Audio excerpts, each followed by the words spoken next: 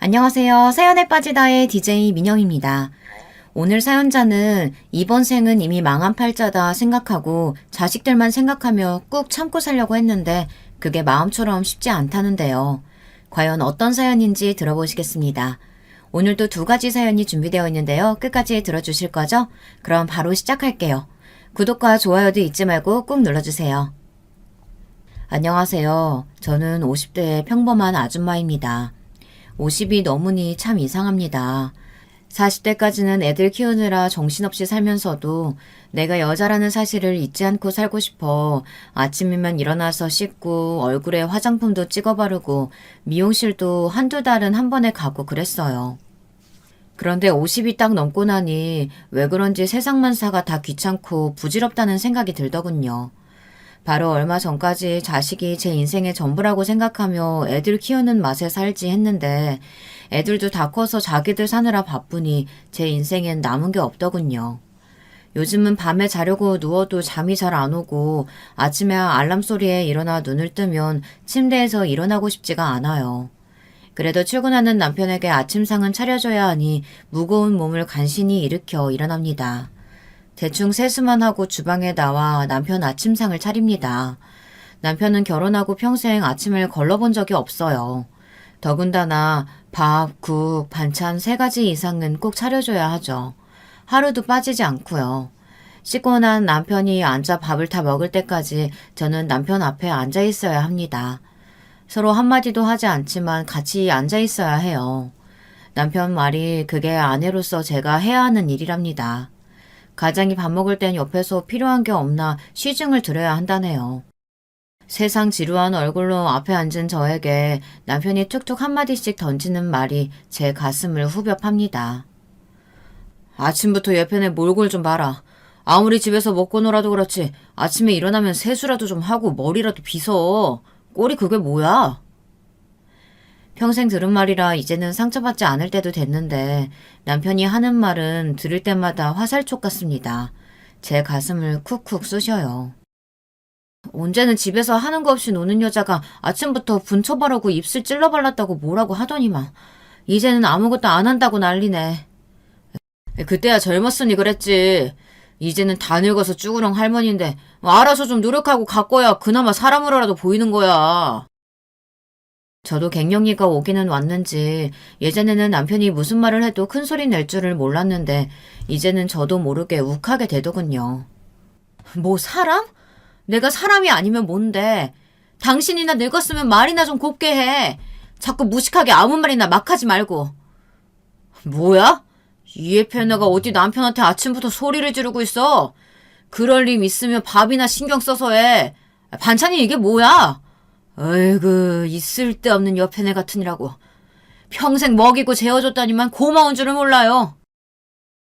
저희 남편은 밥이 매우 중요한 사람이에요. 꼭 제가 제 손으로 집밥을 차려줘야만 합니다. 안 그러면 아주 난리가 나요. 나이가 들면서 저도 힘들다 보니 밖에서 반찬을 사다가 줄 때가 있었는데요. 그러면 바로 알아요. 이 동네 아줌마들한테 다 물어봐. 너처럼 팔자 좋은 여자가 있나? 할 줄 아는 거하고는 평생 남편한테 빌붙어서 노는 거밖에 없는 상팔자 중에 상팔자지. 예. 아주 제가 평생 고마워하면서 살고 있네요. 마음 같아서는 남편이라는 작자한테 달려들어 머리끼덩이를 잡고 흔들어 털이란 털은 다 뽑아버리고 싶었습니다. 하지만 어쩌겠어요. 이미 이런 상태로 30년을 넘게 살았으니 이제 와서 제가 소리를 지르고 난리를 친다 한들 뭐가 달라지겠습니까? 싫으면 제가 떠나야죠. 그런데 요즘 들어 제가 달라지기는 했습니다. 도저히 남편 하는 꼴이 미워서 참을 수가 없어요. 전에는 남편이 저를 거지같이 대해도 혼자 속으로 삼키며 괜찮은 척 살 수 있었는데 이제는 그게 쉽지 않다는 겁니다. 저도 모르게 가슴에서 뜨거운 울분이 올라오고 목소리가 커져요. 애들 크는 동안 남편이라는 인간이 한 거라고는 그나마 꼬박꼬박 나가서 일해서 돈이나 좀 벌었다는 겁니다. 제가 어디 나가서 남편을 욕하고 다니지는 않았지만 제가 평생 전업주부로 살았다고 하면 주변에 저에 대해 모르는 사람들은 남편이 생활력이 있어서 좋겠다고 칭찬을 해요. 하지만 정말 모르는 소리입니다. 지난 세월 제가 어떤 거를 당하며 살았는지 알면 다들 놀랄 거예요. 최근에도 어이없는 일이 있었는데요. 남편이 저에게 뜬금없이 요양보호 자격증을 따라는 겁니다. 처음에 저는 이 사람이 웬일인가 싶었어요. 젊어서부터 제가 뭘 좀 배워보겠다, 자격증을 따겠다 하면 저를 무시하면서 못하게 했거든요. 네가 뭘 할 줄 안다고 자격증을 따. 괜히 돈만 쳐들여서 헛짓거리 하지 말고 집구석에서 애나 잘 키워. 그리고 네가 학원 간다고 돈 받아가서 딴 데 쓸지 내가 어떻게 아냐? 내가 돈 쓸 데가 어디 있다고 돈을 빼돌려. 그럼 운전면허증이라도 따게 학원 좀 등록해줘. 내가 운전하면 당신도 좀 편할 거 아니야. 애들이 학교 가기 전에 혼자 애 둘을 키우느라 정신없었지만 애들이 초등학교에 들어가니 저도 뭔가 하고 싶더라고요. 주변에 일하는 엄마들도 멋있어 보이고 운전이라도 하면 우리 애 데리고 주말에 놀러도 갈까 싶어서요. 헐씨구, 이게 좀 살만하게 해줬더니 뭐 운전? 네 주제에 운전이 가당키나 해? 그렇게 뭘 배우고 하고 싶었으면 결혼하기 전에나 좀 배워오지. 결혼해서 왜 내 돈으로 네 욕심을 채우냐? 지금이라도 하고 싶으면 너희 아버지한테 가서 해달라고 해. 내가 나만 좋으려고 이래? 당신은 우리 애들 불쌍하지도 않아? 당신이 매번 바쁘다고 그리고 돈 없다고 하는 통에 우리 애들 학교 들어갈 때까지 가족여행 한번 못 가봤잖아. 나라도 애들 데리고 여행 좀 다니고 놀러라도 다니려고 하는 거지. 부모가 먹여주고 재워주면 되는 거지. 뭘 더 해줘? 괜히 애들한테 헛바람 들게 하지 말고 학교 들어갔으면 공부나 열심히들 하라고 해. 둘 다 서울에 있는 4년제 대학 아니면 등록금도 안 내줄 거니까. 제가 젊고 건강하던 때에도 제가 뭐만 하겠다고 하면 돈 아깝다고 아무것도 못하게 하고 이제 초등학교에 들어간 애들더러 대학 등록금 이야기까지 꺼낼 정도로 쪼장했던 사람이 갑자기 저더러 자격증을 따라고 하니 기가 차더라고요. 그런데 역시나 남편 이 인간이 그냥 제게 돈을 쓸 리가 없었습니다. 다 이유가 있었어요. 얼마 전부터 시어머니가 몸이 안 좋아서 병원에 갔는데 병원에서 치매 증상이 있다고 했다더군요. 시어머니는 젊어서부터 주변에 있는 사람들을 그렇게 못살게 굴고 며느리인 저를 못 잡아먹어서 안달이었어요. 그런데 늙어서도 말썽이었습니다. 어머니 치매면 당연히 당신이 모셔야 되는데 당신이 자격증 하나 있으면 좋잖아. 보호사 자격증 있는 사람이 치매 노인 모시면 나라에서 지원금도 준다는데. 당장 가서 학원부터 알아봐. 남편 말을 듣는데 저는 기가 막혔습니다. 시어머니가 치매면 제가 모시는 게 당연한 겁니까? 저한테 묻지도 않고 남편은 자기 마음대로 짓거렸어요. 그런데 그 순간 지난달에 있었던 서러움들이 몰아치면서 저는 울분이 차올랐습니다. 당신 지금 무슨 소리 하는 거야? 당신 어머니가 치매인데 내가 왜 돌봐? 당신 우리 엄마 돌아가셨을 때 내가 했던 말 기억 안 나? 사람이라는 건 자고로 염치도 있고 양심이 있어야 사람이라고 하는 건데 저희 남편은 아무래도 사람이 아닌 것 같아요. 본인이 정말 사람이라면 저한테 그런 말을 할 수가 없거든요. 얼씨구? 이 옆에 내가 요즘 쥐약을 처먹었나? 왜 이렇게 말이 많아? 당신 어머니 돌아가셨을 때 뭐? 내가 뭘 어쨌다고 그래? 어머님이 치매가 아니라 당신이 치매인가 보네. 그렇지 않고서야 어떻게 그걸 잊어? 저는 늙어서 쭈글쭈글한 얼굴로 뻔뻔스럽게 제게 소리를 지르는 남편이 너무 싫었습니다. 저는 인상을 팍 쓰며 죽어도 시어머니는 모실 생각이 없다고 남편 얼굴에 대고 소리쳤어요. 그러자 남편이 특유의 재수없는 표정을 짓더니 저를 쏘아보며 달려들었습니다. 이게 어디 감히 남편한테 큰 소리야? 시어머니가 아프면 며느리가 모시는 게 당연한 거지. 어디서 토를 달아? 네가 아주 정신이 나갔지? 나이를 먹을수록 곱게 늙어야 하는데 남편이라는 작자는 젊을 때보다 나이가 들수록 더해요. 이제는 손까지 들어올리면서 저를 때리는 신용까지 하려고 하더군요. 저는 이때다 싶어 본때를 보여줘야겠다 싶었습니다. 아이고, 이제는 아예 때리기까지 하게? 좋아! 돈 많으면 때려, 이 인간아. 나도 이 김에 당신한테 깽값이라도 좀 넉넉하게 받아보게. 저도 늙기는 늙었나 봐요. 바로 얼마 전까지만 해도 남편 앞에서 소리 한번 치기도 어려웠었는데 이제는 될 대로 되라 싶어 남편 앞에 얼굴을 축혀 올렸습니다. 제 행동에 놀란 남편은 괘씸하다는 듯 눈을 부라리면서 제 어깨를 세게 밀쳤어요. 이년이 말귀를 못 알아들어도 유분수지? 어디서 소리 지르면서 추태야? 잔말 말고 내일 당장 나가서 학원 등록해. 알았어? 바닥에 넘어진 저를 그대로 두고 남편은 나가버렸어요. 저는 그대로 바닥에 주저앉은 채 흘러나오는 눈물을 훔쳤습니다. 저런 거지 같은 인간 때문에 또 바닥에 주저앉아 운다는 게 억울하고 서러웠지만 터져나오는 눈물을 막을 수가 없었어요. 남편과 이야기하다 보면 어쩜 사람이 저렇게 얄팍할까 싶습니다. 어떨 때 보면 저를 바보 취급하다 못해 병신으로 보는 것 같아요. 물론 젊었을 때부터 남편이 저 모양이라는 걸 몰랐던 건 아닙니다. 하지만 시간이 지나고 나이가 들면 언젠가는 남편도 저에게 미안한지도 알고 좀 변할 줄 알았어요. 그런데 제가 괜한 기대를 했더군요. 남편은 변할 인간이 아니었습니다. 어쩌면 저는 결혼한 직후부터 제 결혼 생활이 엉망이 될 거라는 걸 이미 알았는지도 모릅니다. 사실 결혼하고 신혼살림이 시작된 지 한 달도 안 돼서 남편과 헤어져야 하는 거 아닌가 혼자 소가리를 좀 했거든요. 결혼식이 딱 끝나고 보니 남편은 제가 알던 사람이 아니었습니다. 알고 보니 제가 사기 결혼을 했더라고요. 시작은 신혼여행이었습니다. 남편은 분명 저에게 경주에 가는 기차랑 호텔을 예약했다고 했어요. 그런데 막상 결혼식이 끝나고 나니 시아버지 핑계를 대면서 다음 주에나 가자고 하더군요. 아버님 고향에서 친구들이랑 식구들이 많이 올라왔는데 너무 오랜만이고 반가워서 오늘은 다들 우리 집에서 식사하시고 다들 주무시고 가신다네. 어머니 혼자 준비하기엔 힘들다고 당신이 좀 도와줬으면 하시던데 우리 그냥 오늘은 신혼여행 가지 말고 어머니 댁에서 하루 자고 다음 주에나 내려가면 어때? 세상에 결혼식 날 첫날 밤을 시댁 안방에서 지낸 사람은 아마 저밖에 없을 거예요. 그것도 생전 처음 본 남편의 고모님들과 한 방에서 잤습니다. 저는 태어나서 가장 불편한 밤을 보냈지만 꾹 참았습니다. 제 결혼식 때문에 다들 먼 길 오신 손님들인데 제가 며느리로서 이 정도 보답은 할 수 있다고 생각했거든요. 제가 참 순진했어요. 저는 손님들이 돌아가시면 경주에 내려가자는 남편의 말을 그때까지도 철석같이 믿었습니다. 그래서 지방에서 올라온 손님들이 다 내려가시면 당연히 신혼여행에 가는 건 줄 알았어요. 그런데 손님들이 다 집으로 내려가고 나서도 저는 신혼여행에 가지 못했습니다. 심지어 남편은 주말이 지나자마자 회사에 출근했어요. 당시에 시부모님 댁에서 함께 살 때라 저는 눈치가 보여 시부모님께 묻지도 못하고 하루 종일 남편이 퇴근하고 돌아올 때까지 목을 빼고 기다렸습니다.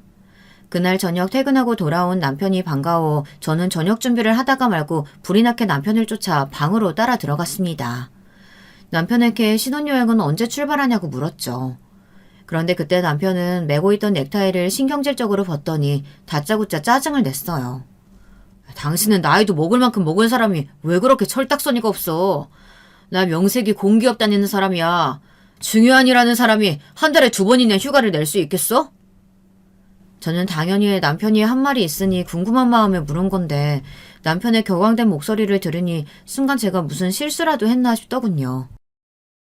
당신이 어른들 다 내려가시면 신혼여행 가자고 했잖아요.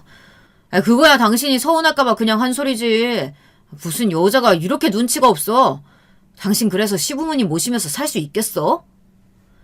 남편 말이 이미 그날 손님들을 상대하느라 신혼여행은 못 가게 된 거래요.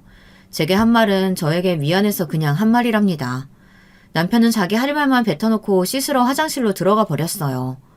저는 순간 어안이 벙벙해서 그대로 멍하니 있었습니다. 남편 말대로 제가 눈치가 없는 건지 뭔지 전혀 모르겠더라고요. 그때였습니다. 노크도 없이 방문이 벌컥 열리더니 시어머니가 방에 들어왔어요. 새아기 너는 저녁상 차리다 말고 뭐하고 있어? 남편 시중 들러 들어갔으면 시중만 들고 바로 나와야지. 네, 나갈게요, 어머니. 시어머니는 하루에도 수십 번 제게 호통을 쳤습니다. 밥은 무조건 냄비에다가 그때그때 지어라. 반찬은 절대 많이씩 하지 말고 그때그때 새로 해라. 찌개랑 국은 별개다. 찌개가 있다고 국은 안 끓일 생각 말고 둘 다 내놔라. 속옷이나 양말은 겨울이든 여름이든 언제나 무조건 손빨래를 해서 말려라 등등. 같이 사는 동안 살림에 대한 일장연설을 듣고 그대로 따라해야 했어요. 하나라도 시어머니가 말한 대로 하지 않았다가는 끝도 없는 막말을 하루 종일 들어야 했죠. 한 번은 그런 적이 있었어요. 휴일 아침이었는데 전날 남편이 회식하고 늦게 들어와 늦잠을 자고 있었습니다. 마음 같아서는 저도 늦게까지 좀 자고 싶었지만 시부모님을 모시고 사는 처지에 그럴 수는 없었죠. 저는 일어나서 콩나물국이랑 반찬을 이것저것 만들고 있었어요. 그런데 시부모님이 일어나서 식사하러 나올 시간이 됐는데도 안 나오시더군요. 저는 휴일이라 아직 주무시나 싶어 국을 올려놓고 잠깐 식탁에 앉아 졸았습니다. 그런데 그때 누군가 소리를 버럭 지르는 소리에 놀라 깼습니다. 저에게 소리를 지른 사람은 다름 아닌 시어머니였습니다. 얘가 집안 말아먹으래네. 가스레인지에 국 올려놓고 자고 있으면 어떡해? 우리 집 다 타서 불 날 뻔했잖아. 어머, 죄송해요, 어머니. 제가 좀 피곤해서 잠깐 쉰다고 앉은 건데 깜빡 졸았나 봐요. 얼씨구, 네가 도대체 이 집에서 뭐 하는 일이 있다고 피곤하니? 네 주제에 시집 와서 매일 놀고 먹는 주제에. 헛소리 하지 말고 빨리 다시 국이나 끓여. 우리 애들 배고프겠다. 같은 말을 해도 다음부터 조심하라고 큰일 날 뻔했다고 하면 될 일을 가지고 시어머니는 항상 가슴이 미어질 정도로 무서운 말을 시도 때도 없이 하셨어요. 시집살이가 얼마나 무서운지 시댁살이 1년 만에 제가 살이 5kg가 넘게 빠지고 얼굴에 핏기도 하나 없었다니까요. 안방에서 시어머니가 문을 벌컥 열고 나오는 소리만 들려도 무서워서 어깨가 알아서 쪼그라들었어요. 그렇게 살았으니 제가 사기 결혼을 당했다는 소리를 한 겁니다. 그제야 제 발등을 치며 후회했던 게 사실 저는 남편에 대해 잘 모르는 상태로 결혼했어요. 남편은 제 친한 친구에게 소개받은 남자입니다. 남편은 친구 회사 상사였는데 남편이 제 친구에게 주변에 참한 여자 있으면 소개해달라고 하도 졸라서 친구가 저를 소개한 거였어요. 너도 알다시피 우리 회사가 공기업이라 평생 잘릴 일도 없고 월급도 꼬박꼬박 나오잖아. 거기다가 이분이 워낙 사회생활을 잘해서 윗분들이 다 이뻐한다니까? 거기다가 소문에 부모님이 서울에 아파트도 몇 채씩 있는 재력가라는 소문이 있어. 어때? 만나볼래? 제가 그날을 얼마나 후회하면 그 친구가 저에게 했던 말이랑 친구가 입었던 옷까지 아주 생생하게 다 기억해요. 저는 친구 말만 믿고 홀라당 넘어가서 남편을 만나고 말았거든요. 서울에 아파트 몇 채에 재력가는 개뿔. 시댁은 당시에 살던 집 하나 달랑 있었어요.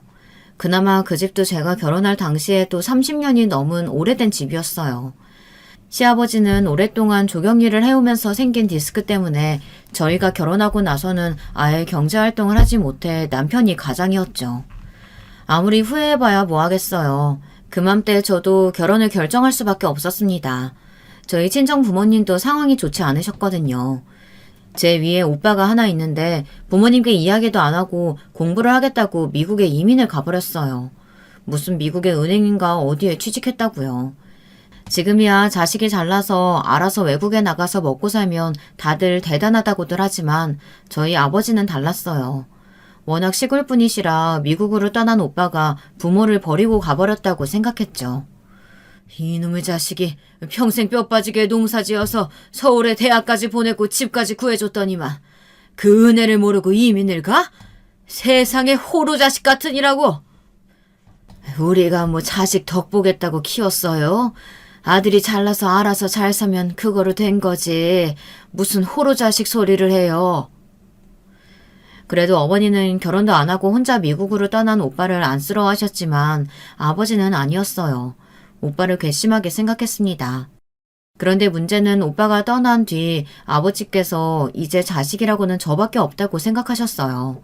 그러면서 제게 모든 기대를 걸고 계셨습니다. 그러다 보니 저에게 자꾸만 시집을 가라고 성화였죠. 집안에 남자가 있어야 하는데 오빠가 미국에 가버렸으니 사회라도 있어야 한다고요. 지금 생각하면 우리 아버지이지만 정말 옛날 분이에요.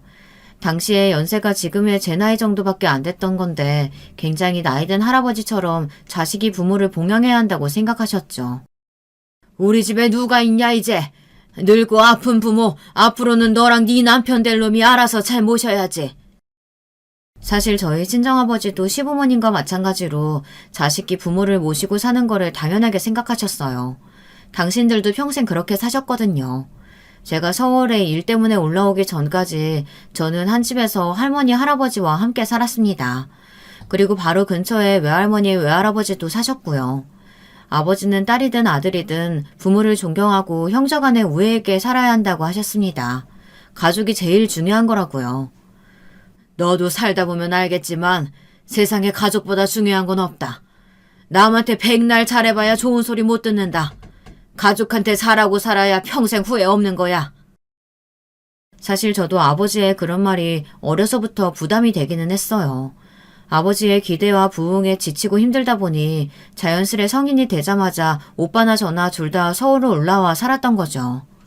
오빠는 아예 미국으로 가버린 거고요. 오빠가 미국으로 가버렸다는 사실에 실망하신 아버지를 보고 있자니 마음이 짠했습니다. 그래서 저라도 가족을 만들고 싶었어요. 나이가 더 들기 전에 아이도 낳고 손주, 손녀도 보여드리고 싶었죠.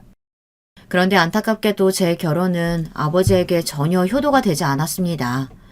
남편은 제가 생각했던 것처럼 좋은 사람이 아니었으니까요. 제가 사기 결혼이라고 하는 이유는 시댁의 재산 때문만은 아니에요. 결혼 전만 해도 남편은 저희 친정 부모님께 참 잘했습니다. 저희 친정 부모님 마음을 얻기 위해 몇 번이나 고향에 함께 내려가 부모님을 뵀어요. 갈 때마다 선물이며 과일이며 바리바리 싸들고 가서 반일도 도와드리고 며칠씩 자고 오기도 했습니다. 부모님이 얼마나 좋아하셨는지 몰라요.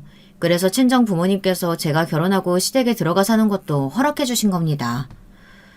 싹퉁바가지 없는 사위놈 같으면 절대 허락 안 할 텐데 자네가 워낙 우리한테도 잘하고 우리 딸한테도 잘하는 것 같아 믿고 보내는 거네.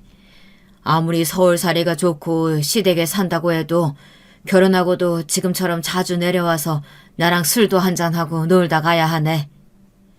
당연하죠. 제가 몸은 서울에 있어도 마음만은 항상 장인어른 장모님 옆에 있다는 것만 알아주세요. 결혼 전에는 세상에 이렇게 살가운 남자가 있나 싶을 정도로 처가에 잘했어요. 지금 제가 같이 사는 남편과 같은 사람이 맞나 싶을 정도로요. 그런데 남편은 결혼식 날짜를 잡자마자 싹 변했습니다. 그때부터 한 번을 친정에 내려가자는 말을 안 했어요. 심지어 결혼하고 나서는 명절 때도 잘 가지 못했습니다. 결혼한 지 1년 조금 넘었을 때였나 명절을 얼마 남기지 않은 날이었어요. 남편이 청소하는 저를 부르더군요. 명절날 저녁에 고모들이 올라오신다니까 이번 명절엔 처가에 못 내려간다고 말씀드려. 명절 지나고 나서 휴가 내서 들린다고. 그걸 말이라고 해? 저번 명절 때도 당신 허리 아파서 몇 시간씩 운전 못하겠다고 해서 못 내려갔잖아. 고모들도 명절이라고 오시는 건데 나도 명절이니까 우리 집에 내려가야지. 지난 명절 때야 남편이 허리를 삐끗해서 어쩔 수 없이 못 내려갔다지만 이번엔 고모들이 올라오신다고 저까지 친정에 못 가게 하는 건 이해할 수가 없었어요. 사실 남편이야 매일 출근하느라 고모들을 못 만난 거지 저는 매달 한두 번씩 고모님들을 뵀어요. 일이 있어 서울에만 올라오시면 어김없이 집에 들러 식사를 하고 가셨거든요. 시댁에는 집안 행사가 많아 1년에도 몇 번씩 모이지만 저희 친정은 그렇지가 않아요. 끽해봐야 명절이나 부모님 생신이 아니면 볼 날이 없었습니다. 그러다 보니 명절이라도 꼭 내려가고 싶었어요. 오빠도 미국에서 결혼하고 살다 보니 명절이면 항상 부모님 두 분이서만 쓸쓸하게 계셨거든요. 혹시나 명절 닥쳐서 못 간다고 하면 친정 부모님께서 많이 서운해하실 것 같아 미리 전화해서 사정을 대충 말씀드렸어요. 명절 당일 고모님들이 올라오신다고 해서 좀 나중에 내려가야 할지도 모르겠다고요. 친정엄마야 제가 가든 안 가든 항상 괜찮다고 시댁에 살면서 매번 내려오기가 어디 쉽냐고 하셨지만 친정아빠는 아니었어요. 무슨 그런 되먹지 않은 경우가 있냐고 화를 내셨죠. 너희 시부모님도 참 너무한다. 결혼하고 몇 년을 데리고 살았으면서 어쩜 명절날까지 친정에 내려가는 걸 눈치 봐야 돼. 안 되겠다. 내가 이서방한테 한번 연락해서 따끔하게 혼내야지. 저는 차라리 잘 됐다 싶었습니다. 제가 말해도 남편은 들은 채도 하지 않으니 친정아버지께서 이야기하면 조금이나마 본인이 잘못한 거를 알겠지 싶어서요. 그런데 남편이라는 인간은 구제불능이었습니다. 아버지께서 남편에게 전화해 호통을 좀 치셨나 봐요.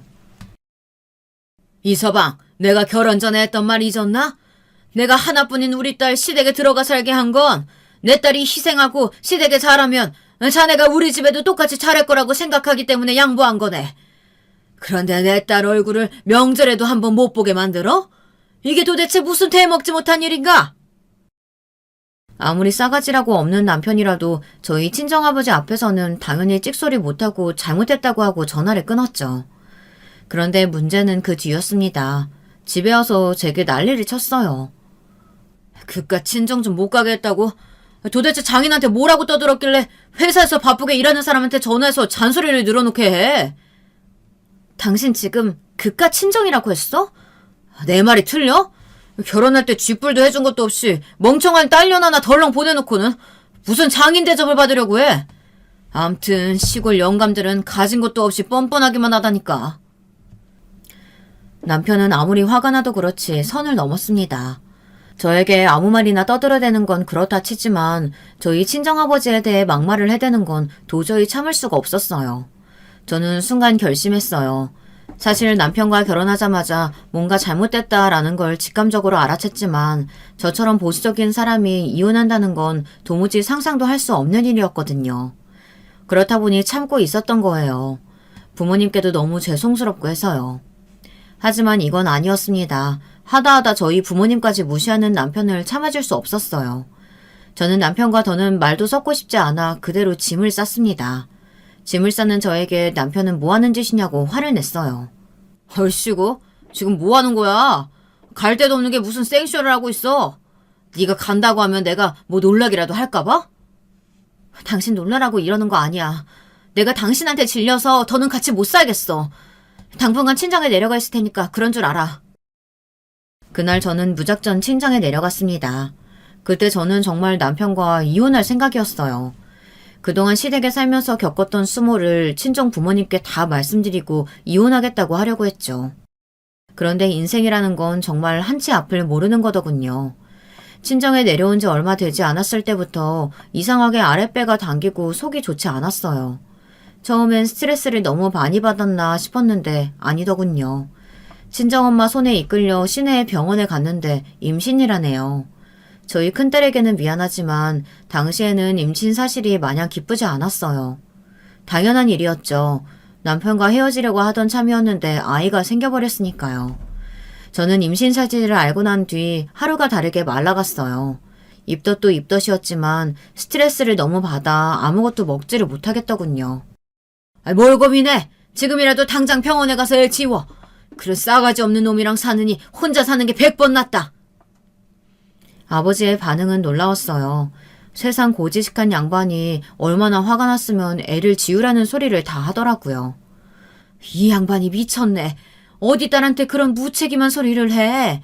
아직 코딱지만 해도 애가 뱃속에서 다 듣고 있어. 이혼은 하더라도 애는 낳아서 키워야지. 차라리 여기서 엄마랑 아빠랑 살면서 애 키우면서 살자. 엄마가 다 알아서 해줄게. 저는 눈물이 마구 쏟아졌습니다. 이래저래 다 불안하고 우울했는데 부모님 덕분에 위로가 됐어요. 그리고 어머니 말대로 애를 낳아 이 집에서 키우자 싶었습니다. 아이를 아버지 없이 크게 한다는 게 쉽지 않은 결정이긴 했지만 어쩌면 없는 게 더 나을지도 모르겠다 생각하기로 했어요. 아내인 저에게도 제대로 못하는 인간이 자기 딸이라고 다를까 싶기도 했고요. 그러나 역시나 인생이라는 게 제 마음대로 되는 게 아니더군요.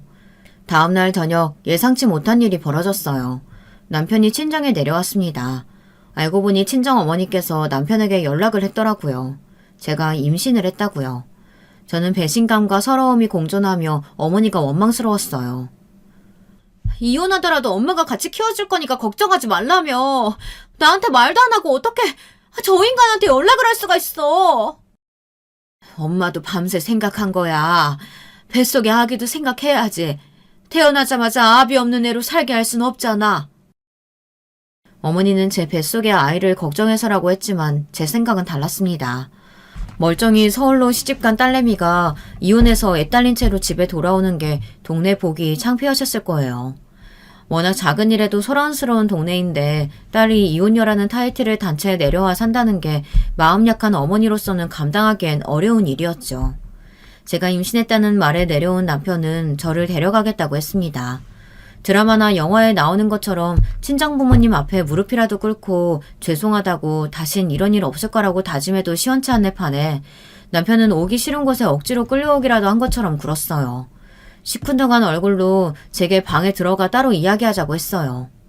자신있게 친정에 가 있겠다고 소리치고 나가더니만 결국은 애 새끼로 내 발목을 잡아? 이미 생긴 애 어쩌겠어. 내 새끼인데 내가 책임져야지. 당장 짐 싸. 서울 올라가게. 그때였습니다. 문 밖에서 소리를 듣고 계시던 아버지가 문을 벌컥 열고 들어와 남편의 머리를 갈겼어요. 퍽퍽 소리가 나게요. 아이고 이 못난 자식아! 불알 달린 놈이 자기 새끼 임신한 마누라한테 그게 할 소리냐? 너 내가 내 손주 생각해서 오늘은 그냥 보내주는데 서울 올라가서도 내 딸한테 지금까지 했던 것처럼 걔 망나니 짓거리 하면 그때는 내가 내 손으로 내 새끼들 데리고 내려올 거니까 그런 줄 알아. 아버님. 그렇다고 사위 머리를 쥐어박는 장인이 어딨어요. 내가 생각 같아서는 네 머리털을 다 뽑아놓고 싶은데 참는 거다. 그리고 내 말 똑똑히 들어. 지금 당장 사돈댁에서 나와. 결혼하고 지금까지 어린 며느리 쥐잡듯이 잡는 시부모가 한번 집 나간 며느리한테 더하면 더했지 잘해줄 리가 있어? 괜히 임신한 애 시집살이 시킬 생각 말고 당장 나와. 저도 그러고 싶은데 나와서 살 돈이 없어서 그래요. 돈만 있었으면 진작 저도 나와 살았죠. 너희 부모님은 서울 산다고 그렇게 자랑질을 했으면서 고작 하나 있는 아들 신혼집도 하나 못 사준다디? 그까짓 돈 내가 해줄 테니까 당장 나와라. 아버지는 남편에게 고래고래 소리를 지르고 어머니는 옆에서 눈물을 펑펑 쏟았어요. 그제야 제가 부모님께 못할 짓을 했구나 싶더군요. 저와 남편은 친정부모님께 죄송하다 고개를 숙이고 서울로 올라왔어요. 서울로 올라온 저와 남편은 친정아버지 말대로 곧장 시댁을 나왔습니다. 친정아버지가 작은 빌라를 사주셨거든요. 남편은 아버지가 진짜 집을 사주실 줄은 몰랐는지 부동산 계약하는 날 아주 입이 귀에 걸렸더군요. 남편의 모든 게 싫었지만 저는 꾹 참고 다시 한번 살아보자 싶었어요. 그래서 저는 큰 딸아이가 생겼던 그 겨울을 인생에서 절대 잊을 수가 없어요. 제 딸로 인해 다시는 보고 싶지 않았던 인간과 다시 살겠다고 다짐한 계기가 되었으니까요. 저는 그날 이후 제 딸을 위해 살겠다 굳게 마음먹고 살았습니다. 참고 살아보겠다고 마음을 먹는다고 미운 남편이 한순간에 예쁘게 보이는 건 아니었지만 아이가 크는 모습을 보면 그나마 견딜만 했어요. 그러다 둘째가 생겼고 정신없이 살다 보니 신기하게 또 사라졌습니다. 저에게는 자식이 둘 있어요. 아들 하나, 딸 하나. 둘이 3살 터울이죠. 자식이라는 건 정말 신기한 존재입니다. 제가 세상에서 제일 싫어하는 인간과 만나 만들어낸 새끼들인데도 어쩜 이렇게 예쁜 줄 모르겠어요.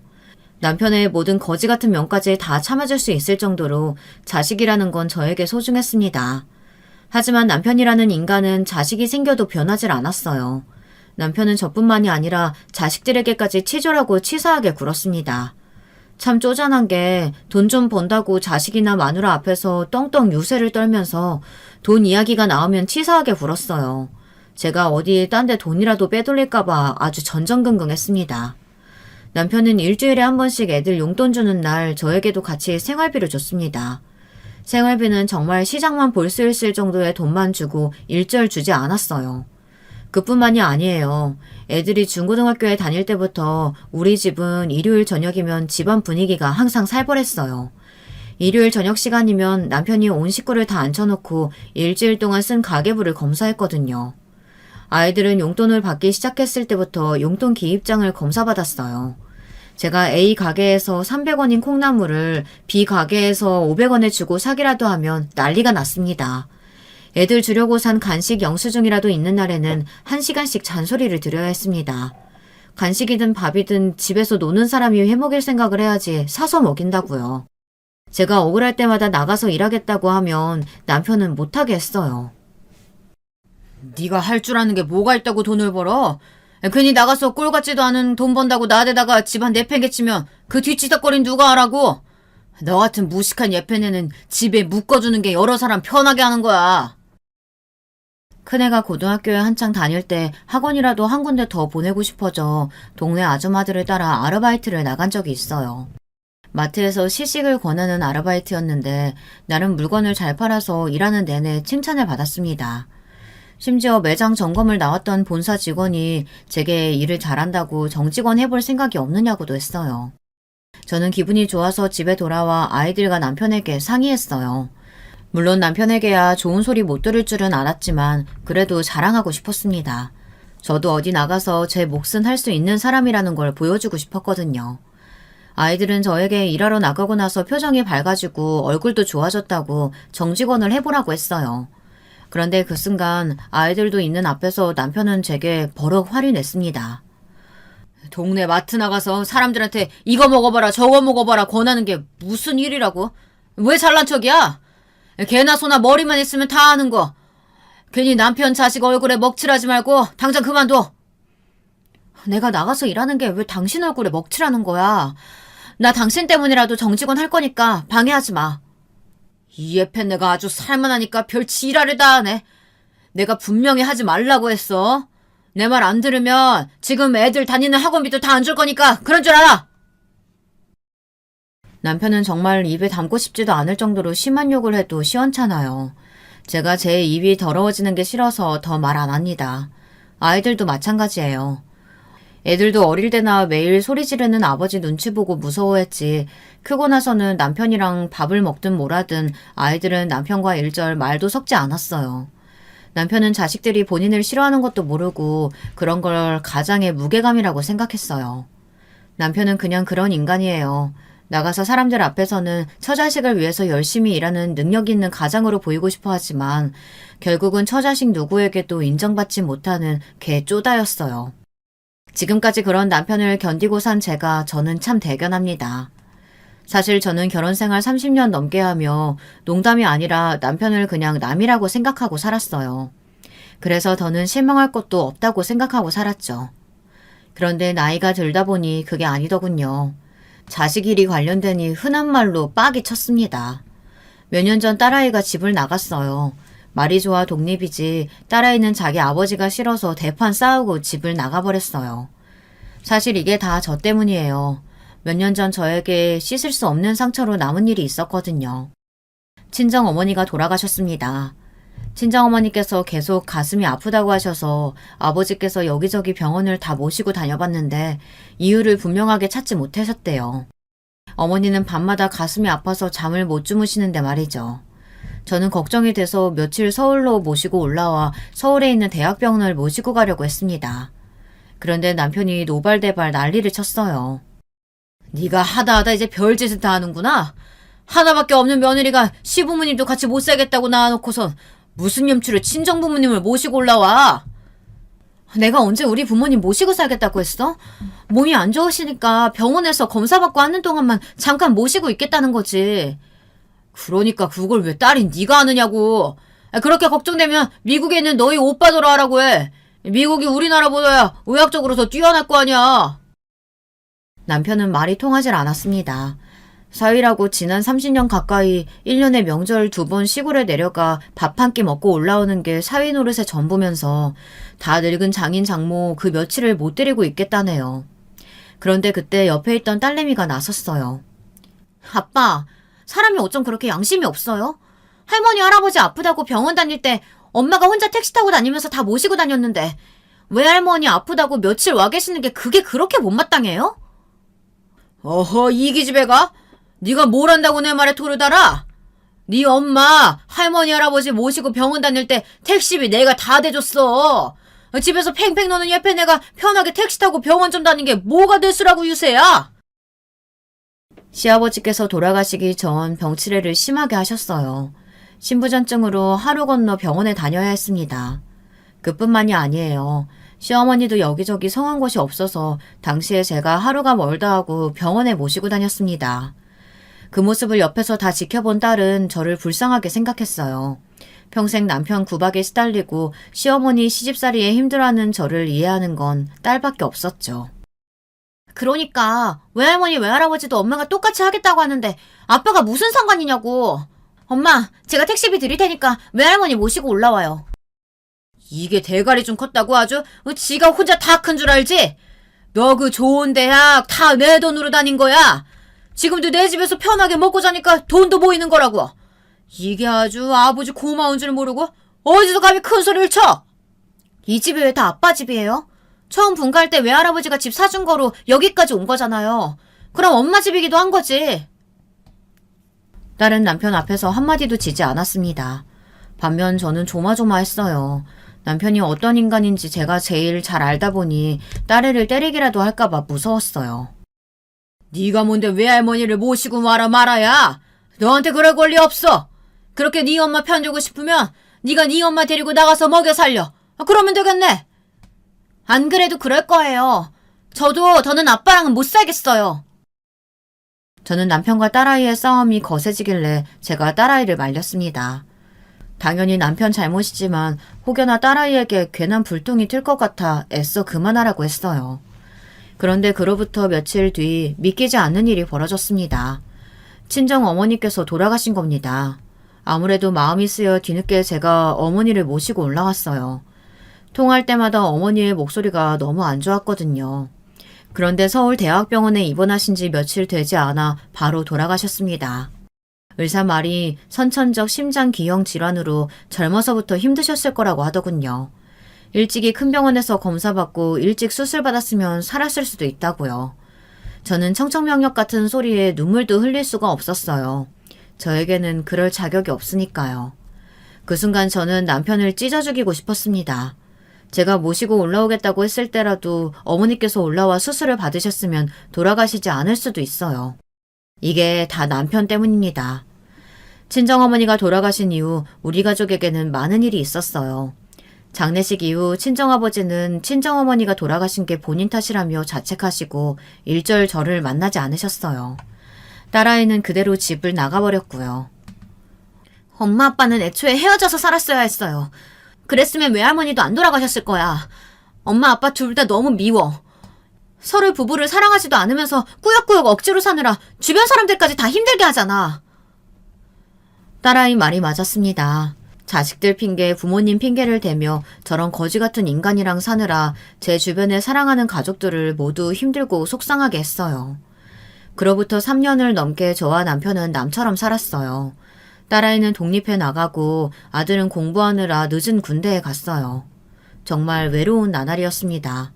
친정 어머니는 돌아가셨고 아버지는 저를 만나주지 않았어요.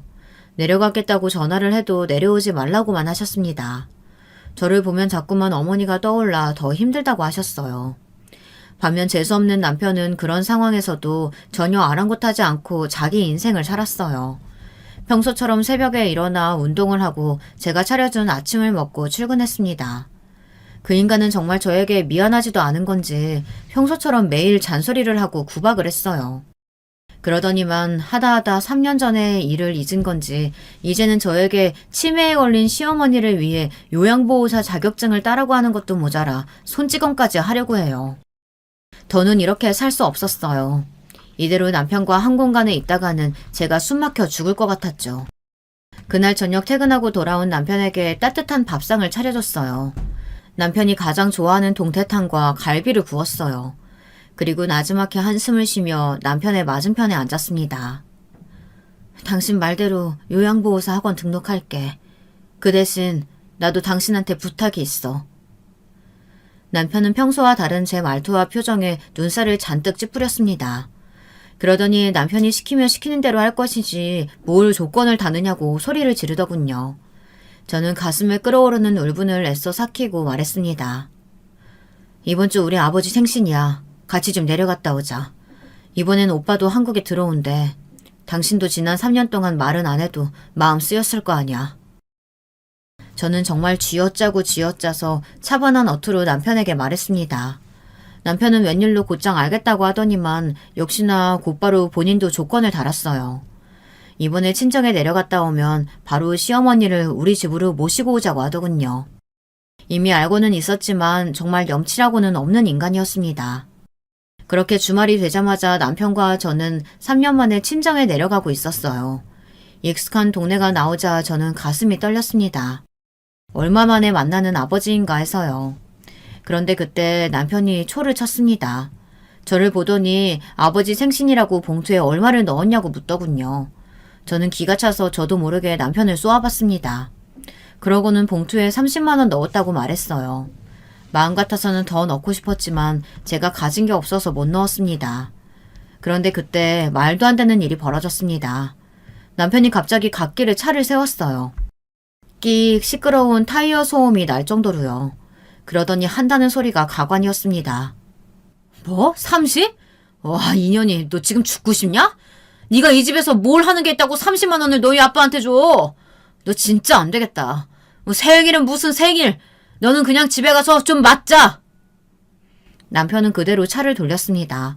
다시 집으로 가겠다고요. 저는 순간 눈알이 빠져나올 정도로 뜨거워졌습니다. 애들이 흔히 하는 말로 열받는다, 빡친다, 그런 게 이런 기분을 말하는 것 같더군요. 순간 저는 제대로 웃겠습니다. 너야말로 좀 맞아야겠다. 제 말에 남편 새끼가 눈이 휘둥그레졌어요. 그러더니 또 차를 길에 세우고 눈을 부라리더군요. 금방이라도 저를 죽일 것처럼요. 저는 제가 먼저 선수를 쳤습니다. 그대로 손을 들어 남편의 뺨을 갈겼어요. 너 내가 오늘 왜 아버지한테 가자고 한 줄 알아? 오빠가 미국에서 펀드 매니저로 대박이 나서 다른 투자자들이랑 땅 보러 왔대. 오빠가 일부러 아버지가 가진 땅 다 포함해서 새로 전원주택 단지 조성해서 편의시설 들어오게 한다는데 그게 아버지 앞으로만 떨어질 건물이 자그마치 500억이란다. 그래서 가는 거야. 오빠가 내 목도 챙겨준다고 해서. 그 순간 세차게 흔들리던 남편의 눈동자를 저는 아직도 잊지 못합니다. 500억? 당신 그렇게 중요한 일을 왜 이제야 말해? 진작 말했으면 내가 30만 원이 아니라 300만 원이라도 준비했지. 안 되겠다. 지금이라도 ATM기 찾아서 돈 찾자. 빨리! 정말 그 꼴이 얼마나 가관인지 웃음이 나오는 걸 꾹 참았습니다. 웃기고 있네. 너는 이미 늦었어, 이 또라이 새끼야. 이 자리에서 네가 1,000만 원을 가져와도 나는 너 같은 새끼랑 안 살아. 빨리 운전이나 해. 올라가서 바로 이혼하게. 순간 믿기지 않는 일이 벌어졌습니다. 남편이 벌떡 일어나 차에서 내리더니 조수석 앞에 무릎을 꿇고 앉아 제게 사정을 했어요. 여보, 제발. 우리가 자식 낳고 산 세월이 30년인데 우리가 어떻게 헤어져. 이러지 마. 저는 그대로 조수석 문을 열고 나와 남편을 세게 밀치고 나와버렸어요. 그리고는 곧장 택시를 타고 친정집에 갔어요. 그러고는 이번엔 정말로 남편과 이혼했습니다. 제가 너무 뒤늦게 정신을 차렸어요. 생각해보면 자식이든 부모든 사실 다 핑계였죠. 제가 용기가 없었습니다. 혼자 아이 키우며 살 자신이요. 이 간단한 용기를 못 내서 뺑뺑 돌아 인생이 이렇게 되어버렸네요. 남편은 쉽게 이혼해주지 않으려고 했습니다. 애들까지 앞세워서 엄마를 말려보려고 했지만 소용이 없었죠. 이미 아이들도 아빠에게 질려 진작부터 저에게 이혼하라고 했었으니까요. 저는 요즘 그 어느 때보다 아주 잘 삽니다. 500억 덕분이냐고요? 사실 남편에게 500억이라고 한 건 개뻥이에요. 오빠가 미국에서 펀드 매니저로 잘 나가서 아버지에게 많은 돈을 보내준 건 사실이지만 500억까지는 아니에요. 그 순간 너무 화가 나서 저도 모르게 질러버린 거죠. 그래도 저는 후회하지 않아요. 덕분에 그 못난 새끼가 제 앞에 무릎을 꿇었으니까요. 저는 이혼하고 집에 내려와 아버지와 함께 지내고 있습니다. 지금까지 한 번도 관심 없었던 농사일을 아버지에게 배우고 있는데 생각보다 아주 재미있어요. 긴긴 저의 이야기 끝까지 들어주셔서 감사합니다. 앞으로 남은 삶을 아버지와 시골에서 보낼 저에게 많은 위로와 격려 댓글 부탁드릴게요. 여러분의 가정에도 항상 즐거운 일만 가득하시길 바라겠습니다. 여러분, 두 번째 사연 시작하기 전에 좋아요, 구독 꼭 눌러주실 거죠? 그럼 두 번째 사연 바로 시작합니다. 저는 그 옛날 시골 동네에서도 유난히 형제 많기로 유별난 집안의 막내딸로 태어났습니다. 아버지가 20살이 되자마자 결혼한 첫 번째 부인에게서 낳은 두 딸과 두 번째 부인에게서 낳은 자식이 아들 둘에 딸이 저까지 5. 그렇게 저는 형제가 모두 9이었습니다. 아버지의 첫 번째 부인이셨던 분은 둘째 언니를 낳은 지 얼마 되지 않아 바로 돌아가셔서 제 어머니께서 곧바로 재취 자리로 들어와 어린 두 딸을 키우셨습니다. 이미 딸은 2이나 있었으니 꼭 아들을 낳아야 한다는 시집 식구들의 등살에 식을 올리자마자 곧바로 임신까지에 어머니의 고생은 말로 다 설명할 수도 없었겠죠. 그래도 아들만 하나 낳아주면 그나마 시집살이라도 좀 덜 하셨을 텐데 이게 웬걸 셋째, 넷째까지 줄줄이 딸을 낳으셨던 어머니는 딸 넷을 키우며 할머니의 모진 시집살이와 병간호를 다 견뎌내다 할머니께서 돌아가시고 나서야 두 아들을 연달아 낳으셨답니다. 제 아무리 돈은 좀 있는 집이었대도 자식이 줄줄이 9이나 있어서였는지 언제부턴가 조금씩 집안의 가세가 기울기 시작했습니다. 사실 자식들 때문이라는 말은 핑계였고 아버지께서 할아버지 몰래 젊을 때부터 노름을 하셨다는 얘긴 저도 아주 나중에 들어 알게 됐습니다. 어찌됐든 간에 당시 집이며 땅은 모두 다 할아버지께서 만들어 놓으신 재산이었는데 집에서 아이 만드는 것 말고는 할 줄 아는 거라고는 없으셨던 아버지는 막내인 제가 태어날 때까지도 제대로 된 일 한번 해본 적이 없을 정도로 평생 할아버지의 그늘에만 사시다가 할아버지까지 돌아가시게 되어버리자 세상 물정이라고는 모르니 아버지는 급한 대로 있는 땅이란 땅부터 몽땅 다 팔아 제꼈고 제가 국민학교에 들어갈 때쯤에는 결국 당시 살고 있던 집 한 채 남기고 다른 재산은 모두 다 홀라당 날려먹었답니다. 부자는 망해도 3대는 버틴다더니 이건 무슨 3년도 버티질 못하고 하루아침에 집안이 폭삭 망해 있었습니다. 제 손으로 돈 한 번 벌어본 적 없었던 아버지는 여전히 반성이라고는 모른 채 밖으로만 쏘다닐 뿐 집안일에는 전혀 신경도 쓰지 않으셨어요. 집에 쌀이 떨어져도 본인은 새로 산 미제 양복을 번질거리게 차려입고 나가 노름하기 바쁘셨으니까요. 그럼 어머니는 뭐하고 계셨냐고요?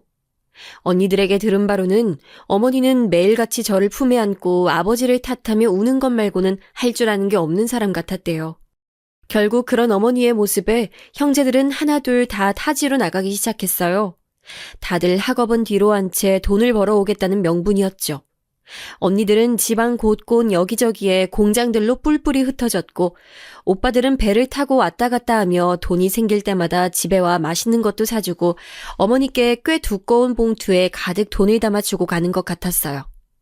집에 돈이 들어오면 노름장까지 돈 냄새가 흘러가는지 아버지는 언니 오빠들이 집에 오는 날이면 어떻게 귀신같이 알고 들어왔어요. 어린 제가 보기에도 아버지는 아무 생각 없는 한량처럼 보였습니다. 젊은 날에는 부모에게 빌부터 살고 한창 자식들 배불리 먹여야 할 때는 있는 재산 다 털어나가고 이제 더는 털어갈 것도 없는 집안에서 아무것도 해준 것 없는 자식들한테까지 손을 벌리고 있으니 말입니다. 엄마는 아빠가 왜 좋아서 결혼했어? 딸이 둘이나 딸린 호라비에다가 고집센 시어머니. 어린 마음에도 정말 이해가 되질 않아 저는 잠이 오지 않는 밤이면 어머니의 품에 안겨 묻곤 했습니다. 그럴 때마다 어머니는 어려서 뭘 알겠니? 라고 운을 떼시고는 한참 말없이 가만히 계시다 뭐가 좋은지 입꼬리를 올려 웃기까지 하시고는 그래도 네 아버지가 인물은 좋잖아. 키도 훤칠하고 라며 아버지 편을 드셨어요. 어린 마음에도 그때 분명히 깨달았죠. 남자 인물 좋아봐야 필요 없구나. 무조건 성실하고 착한 사람. 노름에는 절대 손 안 대고 자기 아내랑 자식밖에 모르는 사람. 꼭 그런 사람을 만나야지라고 생각하며 잠에 들곤 했습니다. 그렇게 시간은 흘러 언니들도 각자 결혼을 해서 든든한 형부들도 생겼고 큰오빠는 오랜 시간 동안 배를 타며 번 돈으로 큰 배를 사 해외에 몇 달씩 나갔다 들어오면 예전에 아버지의 땅이었던 땅도 다시 척척 사들였고 작은 오빠는 모아놓은 돈으로 서울로 올라가 가게도 차렸으니 아무리 아버지가 엉망인 사람이라도 앞으로 오빠와 언니들이 집안에 많은 보탬이 되어줄 거라 희망을 갖고 있었습니다. 그렇게만 해준다면 저도 성인이 되는 대로 언니와 오빠들처럼 가족을 위해 엄마를 모시고 잘 살아나갈 수 있을 거라 생각했죠. 그런데 제 생각은 너무도 순진하기만 했습니다. 더 이상 언니들과 오빠들에게 가족이란 어머니와 제가 아니었어요. 각자 결혼을 해서 새롭게 꾸려낸 아내와 남편, 자식들이 가족이었죠. 고등학교에 다니는 내내 저는 제때 학비를 내지도 못할 정도로 상황이 좋지 않았었는데 돈이 급할 때마다 오빠들에게 연락을 하면 다들 아버지를 핑계로 돈을 보내줄 수 없다고 했습니다. 자신들이 젊은 날 개고생을 하며 돈을 벌어다 주면 어차피 아버지라는 사람이 노름을 내 돈이란 돈은 다 날리는 것을 누구보다도 잘 알고 있으면서도 어머니는 항상 아버지에게 다 뺏기고는 며칠 뒤에 또 돈을 보내달라 했다는 것이었습니다. 나도 할 만큼 했어. 이번 학비까지만은 어떻게 보내주겠지만 다음번엔 나도 모르겠다. 나도 이제 처자식이 생겼어.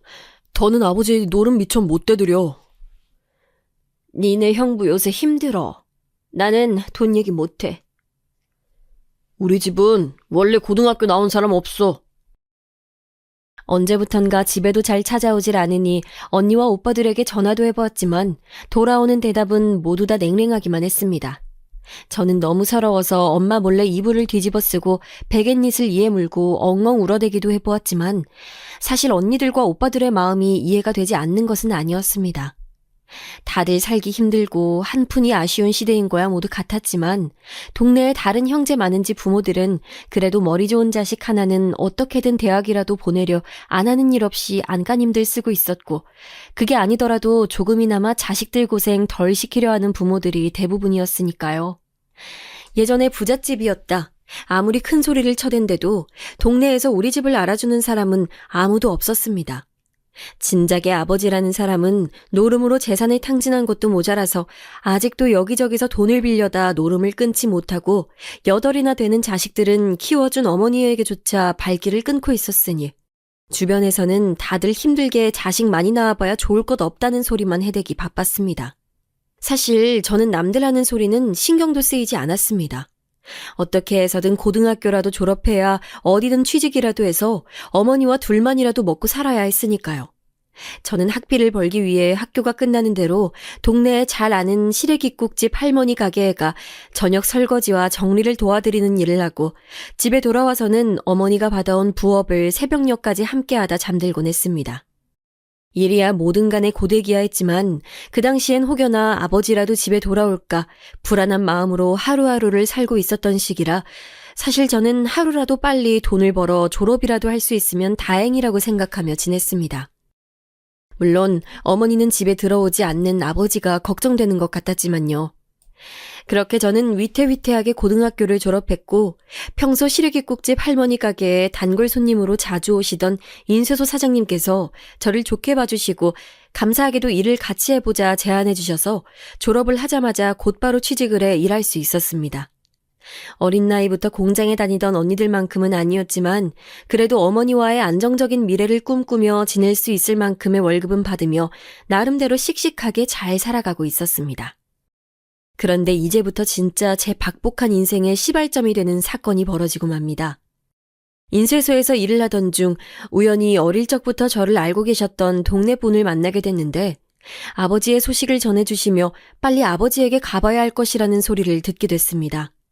저는 몇 날 며칠 고민 끝에 큰오빠에게 연락을 했습니다. 혹시나 어머니가 알게 되는 날에는 고민을 해볼 틈도 없이 아버지를 찾아오라 난리를 치실 게 뻔하니까요. 어디? 아버지가 어디 계시다고?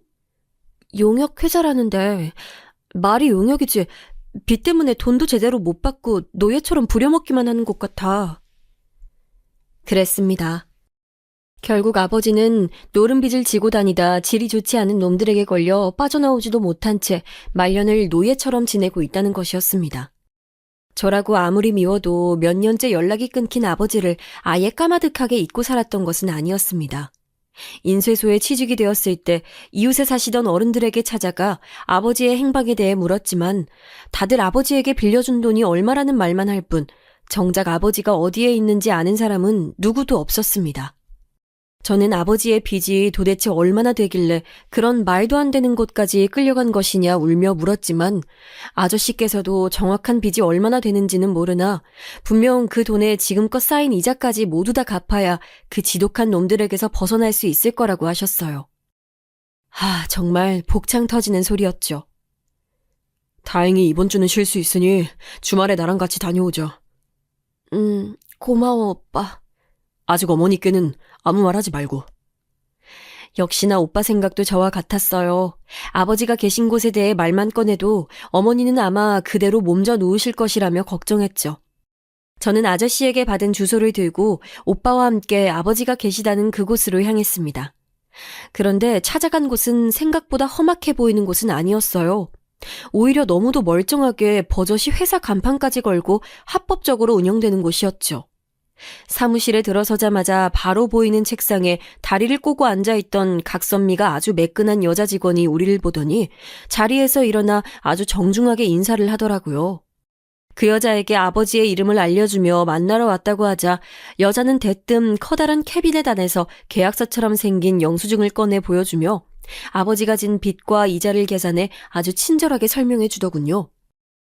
사실 빚은 얼마 되지 않았습니다. 당시 제 반년치 월급 정도? 그런데 이자가 아주 어마어마하더라고요. 거기다 몇 년째 이곳에서 일을 하며 지낸 생활비와 월세, 심지어 알선비까지 포함이 되어 있더라고요. 정적을 깨고 입술을 뗀 건 저와 오빠도 아닌 역시나 쭉쭉 뻗은 늘씬한 다리의 아가씨였죠. 우선 원금이라도 정리를 해주시면 아버지가 계신 곳을 알려주겠다는 거였습니다. 여자의 말에 오빠는 미리 준비해온 봉투를 코트 안 주머니에서 꺼내 여자에게 건넸어요. 원금 조금 넘어요. 아버지 지금 어디 계시죠? 여자가 말한 주소로 오빠와 함께 도착했을 때 저와 오빠는 여전히 아무 말도 할 수 없었습니다. 그곳은 숙소라 말하기도 민망할 정도로 너무도 초라했으니까요. 건물은 철거 직전의 건물에 계단과 복도에는 물이 새는지 바닥은 이미 흥건했고 샤워실이라고 적힌 공용 화장실에서는 참기 힘든 악취가 났습니다. 초인종이라고는 보이지 않아 문을 두드리니 안에서 인기척이 느껴졌습니다. 이곳에 오기 전까지만 해도 만약 아버지를 만난다면 세상에서 가장 뾰족한 눈빛으로 쏘아보겠다 다짐을 하고 왔지만 막상 아버지가 정말 이런 곳에 살고 있을지도 모른다고 생각하니 가슴에 뜨거운 울분이 북받쳐 올랐습니다. 문을 열고 나온 노인은 정말 아버지가 맞았습니다. 분명 이제 환갑을 넘기셨을 텐데 만약 길에서 만났다면 적어도 70은 넘은 노인으로 보았을 정도로 노쇠해 보이셨죠. 아버지는 저와 오빠의 얼굴을 보자마자 질척한 바닥에 그대로 주저앉아 울부짖었습니다. 그 모습만 보더라도 이곳에서 아버지가 어떻게 지내셨을지 충분히 알 수 있었어요. 괜찮다고 밖으로 나가자는 오빠의 말에도 아버지는 저희를 끌고 집 안으로 들어가셨습니다. 아무리 초라한 곳이라도 아버지가 몇 년을 제 집처럼 여기며 살던 곳이니 구경이나 하랍니다. 오빠는 금방이라도 아버지에게 버럭 소리를 질 것 같은 얼굴이었지만 저는 애써 오빠의 팔을 당겨 안으로 들어갔습니다. 자식이 9이나 됐어도 집안일이라고는 제 수저 한번 놓아본 적이 없는 위인이셨으니 역시나 제 생각대로 집안은 엉망이었습니다. 저는 하루라도 빨리 집에 돌아오면 될 것을 왜 이 지경이 될 때까지 이런 곳에 잡혀 있었냐, 마음에도 없는 소리에 잔뜩 힘을 실어 소리쳤습니다. 오랜만에 만난 자식들이 돌아가며 소리를 질러대는데도 아버지는 예전에 그 호통만 쳐대던 모습은 온데간데 없이 가을 낙엽처럼 푸석푸석 마른 얼굴로 잔뜩 주름을 만들어 보이며 웃어 보였습니다. 처음엔 도와달라는 일만 좀 도와주면 알아서 노름 미천을 척척 내주기에 아버지는 이곳이 천국인 줄 알았답니다. 그런데 하루아침에 빚이 말도 안 되게 불어나 예전에 반나절만 해주면 됐던 일이 지금은 허리도 제대로 못 펴는 몸을 하고 배도 타고 섬에도 들어가 일을 내 밥 먹는 시간을 빼고는 매일같이 일을 나가는데도 빚은 줄어들 기미가 보이질 않는다며 언성을 높였습니다. 그리고 누구에게 연락이라도 하려고 하면 불법 도박 혐의로 신고를 할 거라며 협박을 하니 늙고 병든 몸으로 자식들에게 피해를 줄 바에야 그냥 이곳에서 죽기로 마음을 먹었다며 신세 한탄을 늘어놓았습니다. 오빠는 듣다 더는 듣고 싶지 않다며 원금은 자신이 알아서 정리했으니 이 다음부터는 아버지가 알아서 하시라며 자리를 박차고 일어나 나가버렸습니다. 저는 오빠를 따라 일어나며 아버지께 우선 조금만 더 참고 계시라고 돈은 어떻게든 구해보겠다 얘기를 하고 나왔습니다. 물론 저도 아버지가 밉고 이해가 되질 않았지만 어쩌겠습니까? 오빠에게는 계약서인지 영수증인지 그걸 가지고 올라가 법적으로 전혀 문제가 없는 것인지 좀 알아봐 달라 부탁을 했습니다. 그러자 오빠는 저런 인간들이 말이 통할 것 같으냐, 아버지는 저렇게 당해도 싼 인간이라며 엮여봐야 좋을 게 없으니 자신은 일체 신경 쓰지 않을 거라며 저에게도 신경 쓰지 말라고 했습니다. 다른 형제들이나 어머니에게는 절대 이야기하지 말라면서요. 저는 오빠에게는 알겠다고 하고 헤어졌지만 저는 집에 돌아와서도 매일 밤마다 아버지가 계셨던 그 허름한 방이 떠올라 한숨도 제대로 잘 수가 없었습니다. 결국은 다시 한번 그 사무실을 찾았고 말도 안 되게 부풀려진 이자에 대해 다른 방법은 없는지 물었습니다. 방법이 있다면 제가 어떻게 해서든 갚을 테니 좀 도와달라고요. 각선미가 돋보였던 그 여자 직원도 처음엔 귀찮아하더니 나중에는 마음이 좀 동요했는지 명함을 하나 제게 쥐어줬습니다. 안 그래도 아버지께서 연세가 많아 아무리 일을 시킨데도 돈이 되질 않으니 회사에서도 골칫덩어리라며 명함에 적혀있는 실장이라는 사람을 찾아가면 그래도 좀 말이 통할 거라고 했습니다. 저는 감사하다고 허리를 숙여 인사를 하고 사무실을 나왔습니다. 그리고는 곧바로 공중전화로 달려가 명함에 있는 김 실장이라는 사람에게 전화를 걸었어요. 만약 오빠가 이 사실을 안다면 제게 시집도 안 간 처녀가 정신이 나갔다며 소리를 칠 게 뻔했지만 저도 나름 고등학교 시절부터 식당에서 일을 하며 산전수전까진 아니어도 질 나쁜 어른들을 상대하는 것 정도는 할 수 있을 정도였으니까 괜찮았습니다. 전화를 받은 김 실장이라는 남자는 처음에 아버지의 이름을 댔을 때는 시큰둥하게 굴더니만 딸이라고 말하자 곧바로 흥미를 보이더니 자신이 있는 사무실로 오라고 했습니다. 저도 절대 혼자서는 가면 안 되는 곳이라는 걸 직감적으로 알았지만 어쩌겠어요. 도움을 청할 사람이라고는 없는 상황이었는걸요. 우선 김 실장이 오라고 한 사무실은 역시나 겉은 멀쩡한 건축사무소 간판이 붙어 있었습니다. 슬쩍 문을 열고 들어가자 정숙한 정장을 입은 여자 직원이 밝게 웃으며 무슨 일로 왔는지 물었고 저는 김 실장을 만나러 왔다고 했습니다. 그러자 여자 직원은 안쪽 사무실로 안내를 해주더군요. 김 실장의 첫인상은 생각보다 험악하진 않았어요. 체구도 크지 않은 데다가 몸도 호리호리하니 나이든 빚쟁이들을 협박하고 노역이나 시킬 사람처럼은 보이질 않았습니다. 제가 역시나 사람 보는 눈이 없는 걸지도 모르지만요. 어쨌든 김 실장은 저를 보자마자 위아래로 한번 쓱 훑어보더니만 지금 무슨 일을 하느냐고 물었습니다.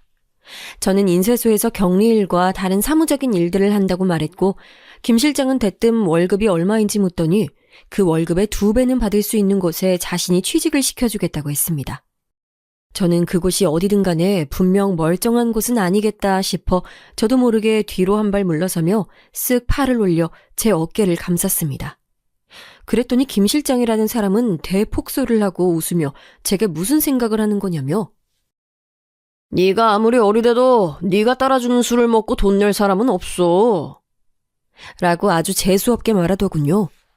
물론 저도 그런 일을 할 생각은 당연히 없었지만요. 저는 그럼 도대체 무슨 일이길래 저같이 평범한 고졸자에게 그렇게 많은 월급을 주느냐 물었더니 차차 일을 하며 배워나가면 훨씬 더 많은 돈을 벌 수 있다고 했습니다. 저는 당연히 귀가 솔깃했고 그럼 제가 그 일을 하게 되면 아버지를 내보내주고 남은 이자를 나눠서 낼 수 있게 도와달라고 했습니다. 그러자 김 실장은 너무도 쉽게 그렇게 해주겠다고 하더군요. 저는 뭔가 미심쩍었지만 그래도 지금 하는 일보다 돈도 더 많이 벌고 아버지까지 데리고 나올 수 있게 됐으니 어쨌든 잘된 일이라 생각하기로 했습니다. 그렇게 아버지는 그 지옥 같았던 집에서 벗어나 어머니가 계신 집으로 돌아왔고 저도 김 실장이 말한 새로운 직장으로 출근을 했습니다. 다른 형들은 아버지가 놀다 지쳐 다 늙어서 집으로 돌아온 것이라 생각했지만 큰오빠는 잘 다니던 인쇄소까지 그만두고 난생 처음 들어보는 모델하우스라는 곳에 출근을 한다고 하니 아무래도 이상하게 생각했습니다. 저는 지금껏 언니 오빠들이 가장 노릇을 해왔으니 이젠 제가 잘해보겠다고 대충 둘러대며 말을 돌렸습니다. 오빠는 제가 또 고생을 사서 하는 거라며 아버지 감시나 잘하라고 으름장을 놓았지만 저는 무언가 새로운 곳에서 새로운 일을 시작할 수 있다는 것에 기대가 됐습니다. 그리고 특히나 미리 받아온 유니폼이 마음에 들었어요. 푸른색의 단정한 블라우스와 무릎 위까지 올라오는 스커트는 마치 은행원이 입는 유니폼과 비슷해 보였습니다. 그리고 모델하우스에서 하는 일이 생각했던 것보다 저와 잘 맞았습니다. 항상 밝은 얼굴로 새로 지을 집을 보러 온 사람들에게 친절히 설명만 해주면 많은 사람들이 제가 한 말을 듣고 그 큰 돈을 주고 집을 사겠다며 계약서를 쓰더라고요. 신기하면서도 계약서에 사인을 하는 사람들의 모습에 왠지 큰 성취감이 들었습니다. 그리고 가장 중요한 건 계약서에 사인이 늘어나면 늘어날수록 제 월급만큼의 성과급이 들어왔습니다. 사기꾼 같아 보였던 김 실장의 말이 사실이었죠. 인쇄소에서 받았던 월급의 2배를 벌 수 있는 일을 소개해주겠다는 말이 맞았어요. 저는 월급을 받자마자 월급은 뺀 나머지 성과급은 아버지의 빚을 청산하는 데 썼습니다. 그래도 월급만 하더라도 인쇄소 때보다는 더 큰 금액이었으니 아버지까지 세 식구가 살기에는 조금 빠듯하더라도 지낼 만은 했습니다. 그리고 이렇게 3, 4년만 더 고생하면 빚도 거의 다 갚을 수 있을 거라는 희망이 보였습니다. 돈 버는 재미를 알게 되니 모델하우스 일은 금세 실력도 늘었고 함께 일하는 직원들 중 가장 실적이 좋았던 달에는 김 실장이 직접 와 자신이 역시나 사람 보는 눈이 있다며 칭찬을 늘어놓고는 직원들을 모두 다 데리고 회식까지 시켜주더라고요. 학교 다닐 때도 한번 받아본 적 없었던 칭찬을 아버지의 빚쟁이 아저씨에게 받게 될 줄은 꿈에도 몰랐지만 어쨌든 제가 잘하고 있다는 것이니 싫지만은 않았습니다. 그런데 제가 너무도 세상을 밝고 순진하게만 생각하고 있었습니다. 일한 지 1년이 넘었을 때였나? 갑자기 월급이 멋대로 50%나 떼어져서 나온 것이었습니다. 저는 도무지 이유를 알 수 없어 곧바로 격리과를 찾아갔지만 직원은 김 실장의 지시라면서 그쪽에 따지라는 말뿐이었습니다. 저는 기가 차고 어이가 없어 그날 퇴근을 하자마자 김 실장의 사무실로 찾아가 따졌습니다. 그런데 돌아온 김 실장의 말이 가관이었습니다. 아버지가 얘기 안 해? 새까만 대리석 책상에 짧은 두 다리를 꼬고 올려놓은 채 재떨이에 담배를 비벼 끄는 모습이 역시나 재수없었지만 제가 의린 입장이었으니 무슨 일인지 이야기해달라고 했습니다. 그런데 김 실장은 정말 몰랐냐며 되지도 않는 시치미를 떼더니만 아버지가 또다시 돈을 빌려 갔다는 것입니다. 그것도 제 이름으로요. 저는 이게 무슨 말도 안 되는 계약이냐고 나한테 묻지도 않고 왜 또 돈을 빌려준 것이냐고 고래고래 소리를 질러댔지만 김 실장은 안 그래도 딸내미 허락은 받은 거냐고 너희 아버지에게도 물었지만 너희 아버지가 어디 그런 상식이 통하는 사람이냐며 이미 도박장에 빚을 잔뜩 지고 온 상태로 와서는 깡패처럼 생긴 놈까지 옆에 달고 왔으니 오히려 자신이 너희 아버지를 도와준 것이라며 적반하장으로 나왔습니다. 저는 너무도 기가 차서 할 말이 없었습니다. 모델하우스는 주말에도 출근을 해야 하는 일이 많았고 휴일도 거의 없이 출근을 하느라 아버지와 마주칠 새도 없었으니 다시 노름에 손을 대고 있을 거라고는 생각도 못했습니다. 아니, 좋은 아버지는 애초에 아니었다 하더라도 사람이라면 다신 화투장 근처에는 가지 말았어야 하는 것 아닌가요? 저는 순간 아버지 관리나 잘하라던 큰오빠의 말이 귓가에 울리며 다리가 휘청 풀려버렸습니다. 조금이나마 희망이 보였던 제 미래가 한순간에 새까만 먹구름으로 가득 들어차 버리는 것 같았죠. 저는 김 실장에게 다시는 아버지에게 돈을 빌려주지 말라고 으름장을 놓고는 그 길로 집으로 달려와 아버지에게 모진 말들을 퍼부어댔습니다. 어머니가 바로 옆방에서 주무시고 계시다는 것도 신경이 쓰이지 않을 정도로 너무 화가 나서요. 아버지처럼 무책임하고 자기밖에 모르는 이기적인 인간은 애초에 구해주는 게 아니었어. 그냥 그 시궁창 같은 데서 평생 노름만 하다 죽게 놔뒀어야 돼. 뭐야? 너 지금 돈 좀 번다고 아버지한테 생색내는 거야? 아버지? 아버지는 무슨... 더는 아버지라고 부르고 싶지도 않아. 이게 다 무슨 소리야? 노름? 네 아버지가 또 노름에 손을 댄 거야? 제 날카로운 불씨들은 정작 아버지라는 사람에게는 조금의 타격감도 없었던 것 같았는데 오히려 어머니 가슴에는 큰 불똥이 되어 안 그래도 병약했던 어머니를 더 병들게 하고 말았습니다. 그 일이 있고 나서부터 아직 환갑도 안 되신 분이 소화가 되지 않는다며 밥도 잘 드시지를 못하고 조금만 먹어도 음식을 토해내시길래 저는 쉬는 날 어머니를 모시고 큰 대학병원에 갔습니다. 저는 아무래도 전에 있던 식도염이 도진 것 같다고 했지만 의사는 자꾸만 이것저것 검사를 해보라고 권했어요. 그리고 검사 결과 어머니는 위암 판정을 받으셨습니다. 저에게는 청천벽력과도 같은 말이었죠. 암세포가 이미 폐와 방광까지 전이가 되어 손쓰기에는 늦었다는 말을 듣고 나니 그제야 이 말도 안 되는 상황이 현실로 다가오면서 저는 도무지 삶의 의지가 생기질 않았어요. 그날 저녁 언니들과 오빠들을 불러 어머니의 상황을 이야기했습니다. 그리고 지금까지 아버지와 제게 있었던 일까지 모두 다 얘기를 했죠. 그러자 언니들은 하나둘 울음이 터져 나왔고 작은 오빠는 대번에 버럭 제게 화를 냈습니다. 그런 큰 일을 가족들과 한마디 상의도 없이 네 멋대로 해결했냐는 원성과 젊은 년이 돈은 무슨 돈을 벌겠다고 나다니느라 어머니 건강도 제대로 챙기지 않았냐는 원망과 함께요. 그리고 눈물을 훔쳐내던 언니들도 금세 오빠 편을 들며 저를 나무랐습니다. 애초에 아버지처럼 막무가내인 사람의 일을 저같이 세상 물정 모르는 어린애가 해결하겠다고 덤빈 것이 잘못이었다고요. 그리고 일은 제가 다 벌려놓고는 아버지밖에 모르는 어머니 앞에서 왜 아버지께 그런 소리들을 해댔냐며 야단이었죠. 분명 그 말에 마음 약한 어머니가 놀라 자식들에게 미안해서 속병이 난 것이라면서요. 저는 억울하고 원통했지만 우선 어머니의 병부터 낫게 하는 것이 우선이었으니 그 자리에서 단 한마디도 하지 않은 채 꿀먹은 벙어리처럼 가만히 있었습니다. 이 자리에 있는 누구보다 어머니가 없으면 살 수 없는 사람은 저였으니까요. 그때 큰 오빠가 나서서 언니들과 작은 오빠를 말리며 지금껏 우리가 딸 아들이라고 해봐야 엄마 아프다고 연락 와도 언제 한번 얼굴 비추기를 했냐, 병원에 모시고 가기를 했냐, 다 막내가 했지. 라며 웬일로 제 편을 들어주더군요. 저는 그 말 끝에 눈 안에 고여있던 눈물이 닭똥처럼 뚝뚝 떨어졌어요. 형제들은 이제와 그런 말이 다 무슨 소리냐며 이제 엄마도 아프고 아버지도 저 모양이니 고생문이 훤하다는 소리를 해대며 다들 누가 더 힘들고 아픈지 고생 배틀을 하기 시작했습니다. 허리 디스크가 도져서 앉아있기도 힘들다는 둥, 가게는 장사가 안 돼서 안 그래도 심란하다는 둥, 묻지도 않은 앓은 소리들만 해댔습니다. 저는 마음 같아선 지금 그런 소리들이나 하고 있을 때냐며 따져 묻고 싶었지만 더는 분란을 일으키고 싶지 않아 앞으로 엄마 간병도 제가 다 하고 병원비도 다 알아서 할 테니 걱정 말고 다들 돌아가라며 큰 소리를 쳤습니다. 사실 생각해보면 틀린 말도 아니었죠. 어차피 지금까지도 다들 각자 일 핑계, 자식들 핑계를 대며 도와주지도 않을 뿐더러 전화도 받지 않을 때가 부지기수였으니까요. 그렇게 형제들은 제각각 몇만 원씩 넣은 봉투들을 제 주머니에 찔러 넣어주고는 돌아갔습니다. 저는 다른 건 다 둘째치고 엄마의 간병과 일을 하는 데에만 신경 쓰며 열심히 살았습니다. 엄마, 좀 힘들어도 조금만 더 먹어봐. 이거 전복 엄청 좋은 거야.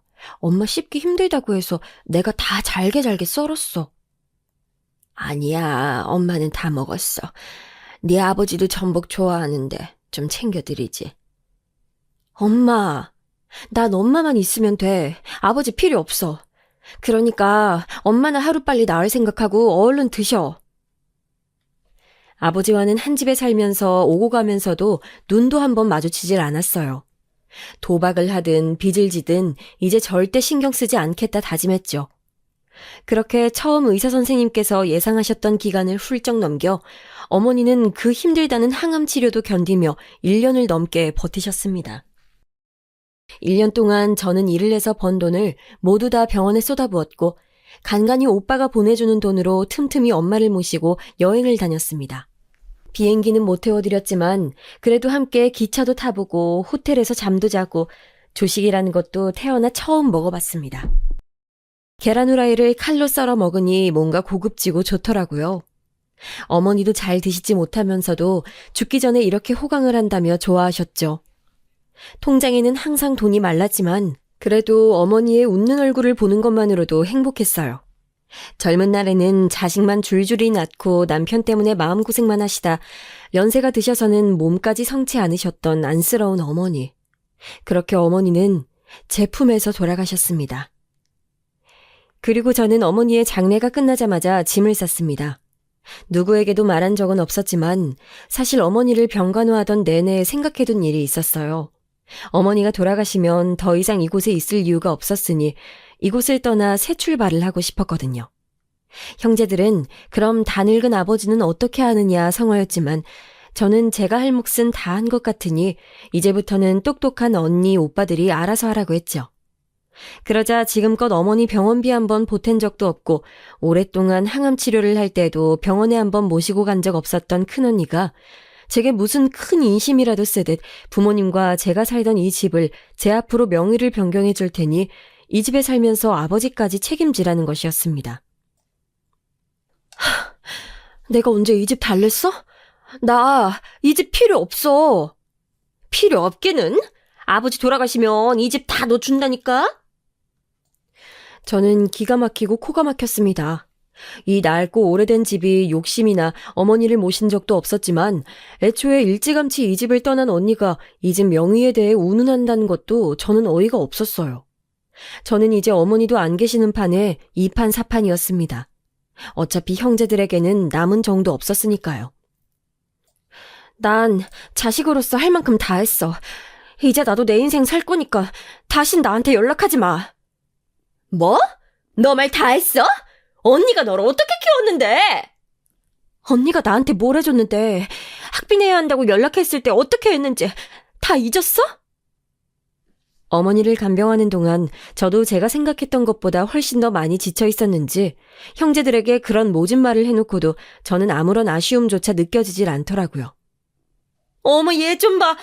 오빠, 얘 지금 하는 소리 들었어? 아, 왜 아무 말도 안 해? 한숨만 푹푹 쉬고 있는 오빠 앞에서 언니들은 돌아가며 갖은 욕을 섞어 별의별 소리들을 다 해댔지만 전혀 신경 쓰이지 않더군요. 저는 그대로 남은 가족들과 연을 끊고 서울로 올라왔습니다. 서울은 모든 것이 다 별세계였습니다. 제가 있던 곳에는 아파트가 들어선 지 몇 년 되지 않아 동네에 고층 건물이라고는 없었는데 서울은 이미 아파트의 고층 빌딩들로 빼곡하게 채워져 어디에도 빈 땅이라고는 없는 것처럼 보였어요. 이렇게 집도 많고 건물도 많으니 저는 당연히 저 하나 살 집과 직장 정도는 금방 구할 줄 알았습니다. 그런데 제 수중에 있던 돈 가지고는 단칸방 월세 하나 구하기가 힘들더군요. 그래도 직장을 구할 때까지 어디라도 지낼 곳이 있어야 했으니 부동산 아주머니에게 사정을 설명했고 지방에서 올라와 서울 물정이라고는 모르는 제 사정이 안쓰러웠는지 대학가 근처에 하숙을 하고 계시다는 친구분 집을 소개시켜 주셨습니다.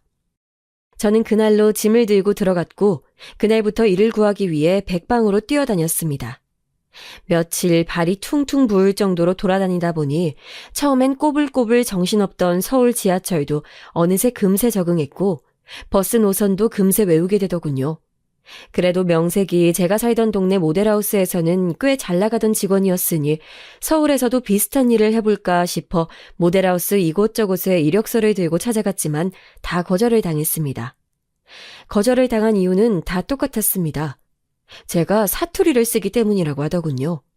할 수 없이 격리나 사무 업무를 볼 수 있는 회사들까지 몽땅 다 이력서를 여기저기 내고 연락을 기다리는 동안에도 마냥 놀고 있을 수만은 없는 노릇이니 당장 아르바이트라도 할 곳을 찾아다녀야 했습니다. 그러다 배가 고파 우연히 들어간 식당에서 가장 싼 백반을 시켜 먹었는데 눈이 휘둥그레질 정도로 반찬이 너무 맛있었습니다. 서울에 와서 먹은 음식들은 죄다 달고 양도 적어서 먹을 때마다 돈이 아깝다 생각했었는데 이 집은 달랐습니다.